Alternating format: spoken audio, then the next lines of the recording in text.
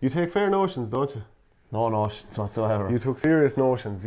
So the lad says to me now, this is the day after the first day of the election results, that imagine if we had this situation in the GAA whereby the whole country voted on what rule changes or whatever come in. Not the whole country now, just people who are members of a GAA club. Oh, so you have to be a fully paid up member of a GAA club.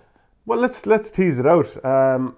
Do you think it's one of these things where we'd have huge, massive campaigns, countrywide posters up all over, vote for Rule 21, vote against, ban people who, who don't play GAA or play Garrison Sports, all this kind of crack. Like, could it actually be a thing that would work? I think you have all that politicking going on behind closed doors anyway. Like, vote for me, vote for whatever, we'll help you out with this, we'll help you out with that. Maybe it would be a bit more transparent now, because they're not trying to get a county board officer's vote. They're trying to get your vote, they're trying to get my vote. It's probably more democratic rather than, like, you might show up to a meeting in your club to tell a delegate to go and vote a certain way, and you don't know if he did. And then also we've seen you don't know at all. The transparency isn't there. You don't know at all. The motion for transparency with these votes was voted down, which is kind of crazy. So would it be more democratic?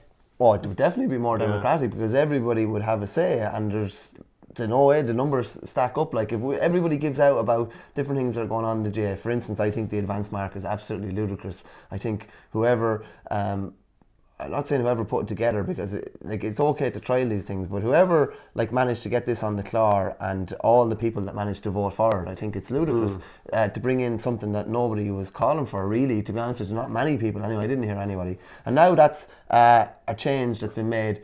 From what all I can see is everybody giving out about it, and now we didn't have you don't have a voice in the changing of it or the keeping of it or whatever.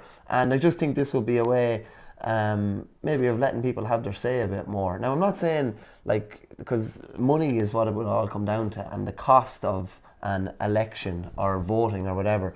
You could possibly tie it in with a referendum. You could possibly tie it in with a general election if you have more notice. You could. I'm sure there are ways of tying it in. I'm not saying it would happen every year, maybe, or anything like that, but particularly around GAA presidential election, maybe as well. So imagine you show up your local school, go into booth 3, and here's your general election vote, and here's a ballot box over here. You have to sign in at that table to also cast your vote, because are we opening up Croke Park or Thurles to soccer or whatever. Particularly big decisions like that now. Really big decisions. Or vote for like a GAA president.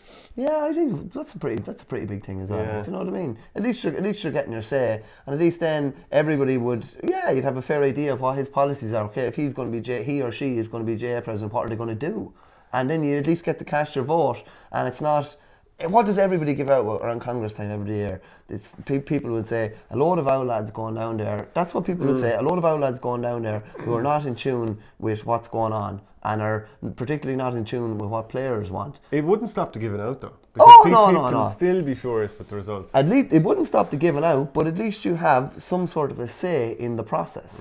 There'd still be misinformation and disinformation spread around the country about what this rule change will mean for you. Like, that's what we see in politics.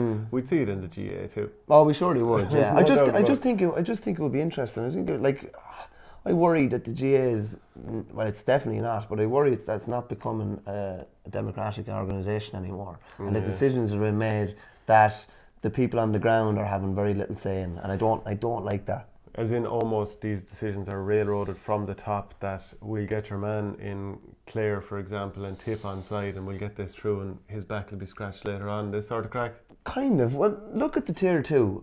The Tier 2 football championship, which madly still doesn't have a name. It's February and we don't have a name for a championship that's been played later on in the year, which is absolutely crazy. But this a bit like Terminal 2 in the Dublin airport. It just, the old T2 vibe, it really stinks, doesn't it? But actually, your Terminal 2 talk is after put me off my game there. I forget what I was even going to say. The Tier 2, yeah. So that's in now. To me, that's John Horne's legacy, and he always wanted that to be his legacy. Rightly or wrongly, and to me, I think it was kind of pushed through, and it's true now, and it's there, and a load of people giving out, some people for, some people against. Let people have their say in some way. Do you know, so you're talking about everyone gets their vote as long as they're a GAA member. Let's say, for example, and just here's one for you as well. if everybody will want to vote as well, so a byproduct of that, I think, would be memberships increasing in all clubs around the country, which could help offset whatever the cost of this election or this thing would be. What about a situation whereby, right, let's say we're talking off hurling and we both played. Let's say there's a vote going out there because there's a massive rule change. Like, let's say, and there was some ridiculous situation where some radio station was talking about an attacking mark coming into hurling. Yeah. Oh my God! I think I'd run for the hills from hurling if that ever came in. But hand up in the air. Yeah. Even though it played to my only strength these days. But let's say that was up for a vote or a referendum. Let's say, would you be happy with people from counties where they have no interest in hurling whatsoever voting on that situation? Like, and we're talking about counties that either haven't had a team for a while, have maybe 1 or 2 clubs, and people who in general, if they saw a hurley, would probably burn the thing voting about a rule change in hurling. Would you be okay with that? I would, because I don't think it's any worse than what's going on at the moment. But you still got people who don't necessarily have skin in the game voting on a fundamental change to the game. Much like in football, there are plenty of parishes where they'd burst every football possible voting on a rule change to football, and they'd almost be like, well, I think that'll help ruin football. But those people are already voting. Like, those counties or those clubs are already voting, and it seems to be they're going with whatever is the status quo. They will go with that. If it's going to be a change, they will go with that. So I don't think. Yeah, but these people aren't going to have their back scratched by someone further up the line in the GAA. This is the ordinary person on the ground who's just might have very little kind of day-to-day association with their club outside of actually just being involved in training. Yeah, or something like I that. don't know how bothered they'd be to actually vote on something then if they didn't have that much interest in it. Do you know what I mean? Like, but you can see. I can see where you're going. Yeah, I can see where you're going. So do we call a snap vote? I think it'd be very, very democratic. It'd be very interesting also. Yeah. Like, I don't have a particular interest in politics, but I found myself just glued to the telly over the last 40 hours. It's unbelievably interesting. Imagine I had a situation where, just say Rule 42, it's Rule 42 that they were voting on, and you're saying Roscommon voted against, Rule 42, and they bring the Offaly results in, they bring the Dublin South, and they bring the Dublin North or whatever in as well. You're taking every idea I had before we had this video on YouTube. No, I thought you were going to forget to mention it, so I decided to bring it up. And the credit was great. Actually, do you know what? Speaking of how riveting the election results were over the weekend, I put up a picture on Twitter last night where you had Leo Varadkar surrounded by cameras, and then the day before you had Seamus Callan surrounded by hurleys. Tipperary went up and played a challenge match or a commemoration trophy or something like that. Up in Antrim, in Antrim, and just the amount of hurleys. Class, wasn't it? I think he was signing them for about 45 minutes. Yeah, just on that as well. It's a couple of people tweeted about it.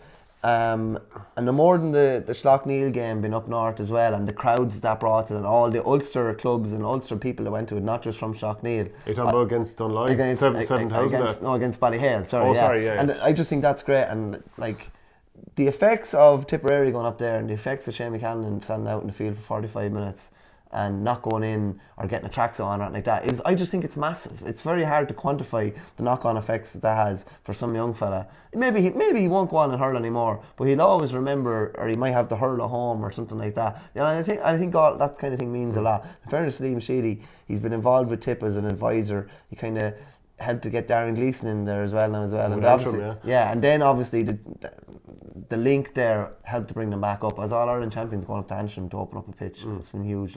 Would you like to see public votes for GAA rules and big GAA issues? Let us know. Thanks for watching Our Game. Don't forget to like and share the videos, and if you're new to the channel, hit subscribe.